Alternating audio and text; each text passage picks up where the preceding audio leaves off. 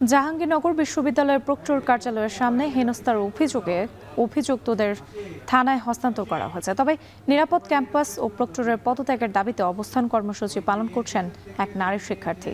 এ নিয়ে আরও জানাতে ক্যাম্পাস থেকে সরাসরি যুক্ত হচ্ছেন হুমায়ুন কবির। হুমায়ুন, ভুক্তভোগী শিক্ষার্থী কি বলছেন, আসলে সব মিলে এখন কি অবস্থা দেখছেন জাবি ক্যাম্পাসে? গতকাল পর্যন্ত আসলে জাবি ক্যাম্পাস কিন্তু একটি উত্তপ্ত পরিস্থিতি বিরাজ করছিল। তো ইতিমধ্যে গতকাল তদন্ত কমিটি গঠন হয়েছে। ১ সপ্তাহের মধ্যে প্রতিবেদন দিবে। কিন্তু সেই বিশ্ববিদ্যালয় প্রশাসনের ১ সপ্তাহের মধ্যে প্রতিবেদন দেওয়ার যে বিষয়টি সেটিকে কিন্তু প্রত্যাখ্যান করেছে সাধারণ শিক্ষার্থীরা। পরে তারা ভিসি এবং প্রক্টরিয়াল বডির সাথে দেন দরবার করে সেটিকে কিন্তু তারা ৩ দিনে নামিয়ে এনেছেন। তারপর থেকে কিন্তু ৩ দিনের মধ্যেই যারা যে তদন্ত কমিটি করা হয়েছে তারা প্রতিবেদন দিবে। সেই প্রেক্ষিতে কিন্তু শিক্ষার্থীরা গতকাল থেকে তাদের আন্দোলন শিথিল করেছেন। তার মধ্যে কিন্তু গতকাল ১১টার দিকে ১১টা থেকে ১১:৩০টার মধ্যে একটি অনাকাঙ্ক্ষিত ঘটনা ঘটে গেছে বিশ্ববিদ্যালয়ে এই প্রক্টর অফিসের সামনে। আমি যেখানে রয়েছি এখানে আসলে প্রক্টর কে আসলে মারতে তেড়ে যান কিছু আন্দোলনকারী শিক্ষার্থী এবং শ্রাব্য গালিগালাজও করেন।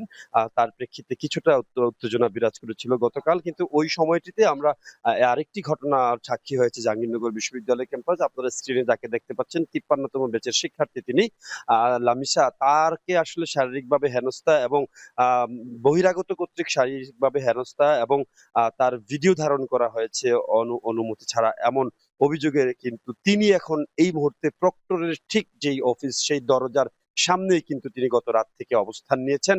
তিনি বলছেন যতক্ষণ পর্যন্ত প্রক্টর পদত্যাগ না করবেন এবং ভিসি মহোদয় এসে তাকে এনশিওর না করবেন ততক্ষণ পর্যন্ত কিন্তু তিনি এখানে অবস্থান চালিয়ে যাবেন এবং এই অবস্থান কর্মসূচি পালন করতে গিয়ে যদি তার জীবন ঝুঁকিতে পড়ে তারপরও তিনি তার যে দাবি, তার অবস্থান কর্মসূচি থেকে এতটুকুনো ফিরবেন না। তো মোটামুটি এখনো পরিস্থিতি স্বাভাবিক রয়েছে। প্রক্টরের আন্দোলনকারী যারা ধর্ষণ চেষ্টা ঘটনায় যে আন্দোলন বা বিচার সেই বিষয়গুলো ৩ দিন সেই আন্দোলন কিন্তু স্থগিত করা হয়েছে। তবে আজকে যেটি বলছিলাম যে এখানে অবস্থান কর্মসূচি পালন করছেন একজন শারীরিকভাবে হেনস্থা হওয়া নারী। কি তার ব্যক্তিগত ভাবে তিনি এখানে অবস্থান নিয়েছেন।